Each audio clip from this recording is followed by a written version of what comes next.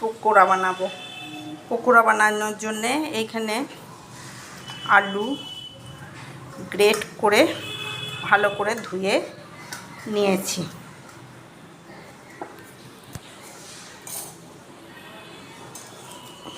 বাঁধাকপি নিয়ে নিলাম,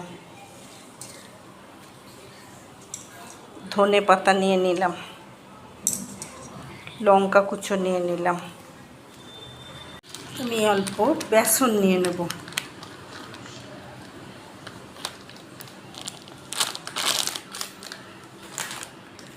সুজি নিয়ে নেব। আপনার কাছে চালের গুঁড়ো থাকলে চালের গুঁড়ো নেবেন, আর না থাকলে সুজি নিয়ে নেবেন।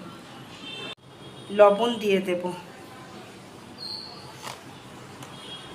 1 চিমটি খাবার সোডা দিব, দিয়ে আমি এটা ভালো করে মেখে নেব।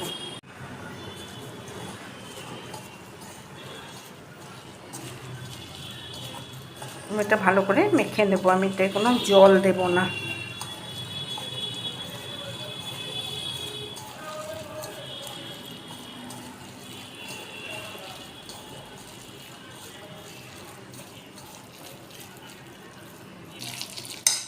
আমার এটা মাখা হয়ে গেছে, আমি সুজি দিয়েছি, ওই জন্য এটাকে 5 মিনিট ঢেকে রেখে দেব।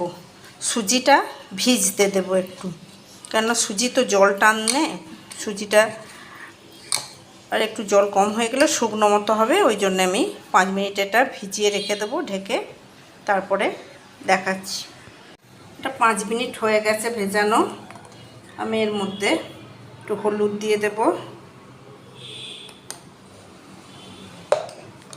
একটু লঙ্কা গুঁড়ো দিয়ে দেব,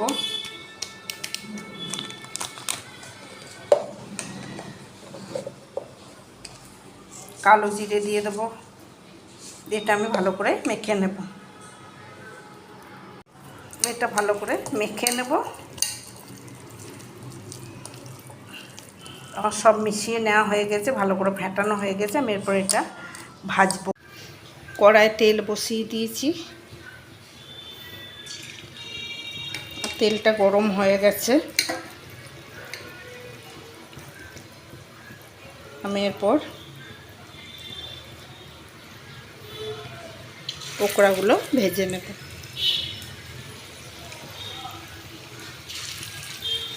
বন্ধুরা, বৃষ্টি পড়লে সন্ধ্যেবেলা স্ন্যাক্সে এইরকম পকোড়া বানিয়ে সসের সঙ্গে খান, ভালো লাগবে। চায়ের সাথে খান, ভালো লাগবে। আবার এই পকোড়া বানিয়ে ডালের সঙ্গে ভাতে ভাজা খান, এটাও ভালো লাগবে। আমার পকোড়াগুলো ভাজা হয়ে গেছে, আমি এরপর এগুলো তুলে নেব। আমি পকোড়াগুলো নিরামিষি করে করেছি, প্রায় ইচ্ছে করলে এতে পেঁয়াজ দিতে পারেন, পেঁয়াজ দিয়ে আরও স্বাদটা বেড়ে যাবে। আমার এগুলো ভাজা হয়ে গেছে, আমি এরপর এগুলো তুলে নেব। বন্ধুরা, আমার পকোড়া রেডি হয়ে গেছে। এইরকমভাবে পকোড়া বানিয়ে সন্ধ্যে স্ন্যাক্সে খেতে পারেন, চায়ের সাথে তো বা ভাতের সঙ্গেও এটা ডালের সঙ্গে ভাজা হিসাবে খাওয়া যাবে। আমার এই পকোড়া রেসিপিটা আপনাদের কেমন লাগলো জানাবেন। যদি ভালো লেগে থাকে লাইক শেয়ার কমেন্ট করবেন এবং সাবস্ক্রাইব করতে ভুলবেন না। ধন্যবাদ।